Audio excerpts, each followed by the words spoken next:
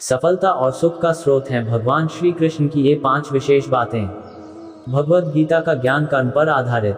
भगवान श्री कृष्ण ने भी गीता उपदेशों में बिना किसी भय या चिंता के कर्म करते रहने की बात कही है।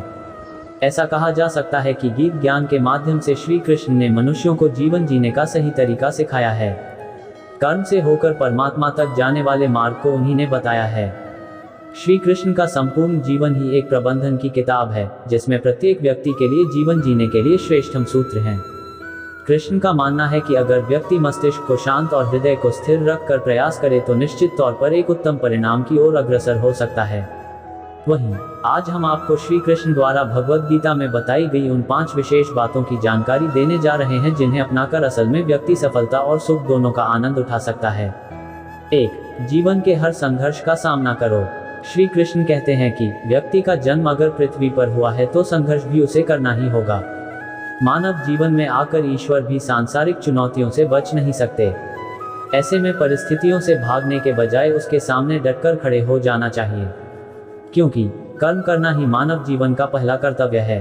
कर्मों से ही परेशानियों को जीता जा सकता है। 2. विजय के लिए स्वास्थ्य की आवश्यकता। श्री कृष्ण का मानना है कि व्यक्ति को विजय हासिल करने के लिए स्वस्थ रहना जरूरी है, क्योंकि स्वस्थ शरीर से बल प्राप्त होता है और दिमाग भी विपरीत परिस्थितियों में तीव्रता से चलता है, जिसके कारण व्यक्ति हर लड़ाई में सफलता पाता है। 3.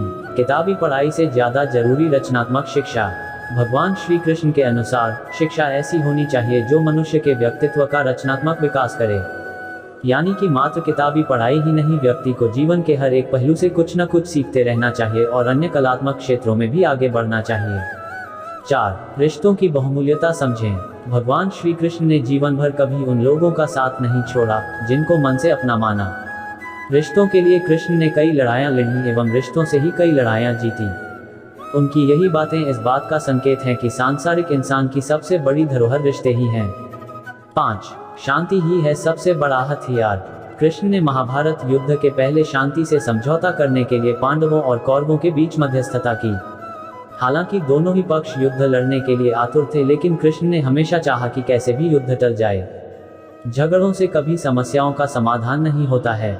शांति के मार्ग पर चलकर ही समाज का रचनात्मक विकास हो सकता है।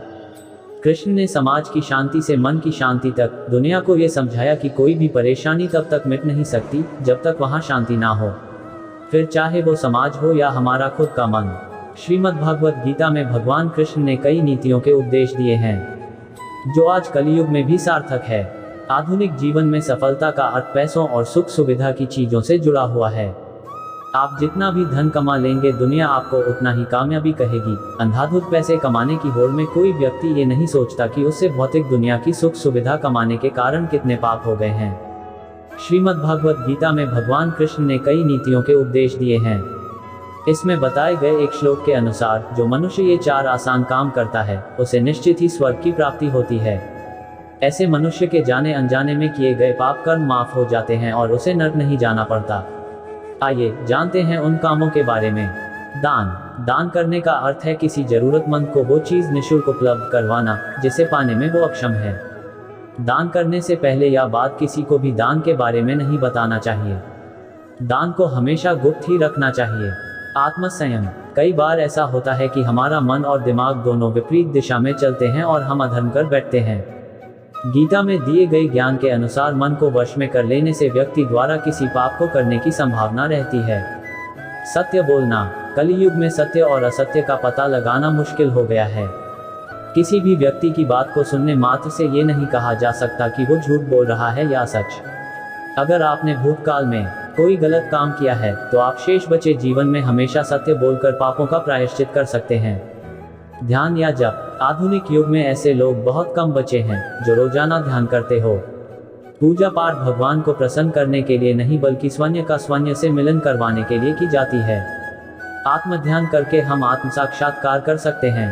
नियमित रूप से स्वच्छ मन से जप या ध्यान करने से भूल से हुई गलतियों से पार पाया जा सकता है। इस वीडियो में बस इतना ही, फिर मिलते हैं नई वीडियो के साथ। तब तक के लिए धन्यवाद।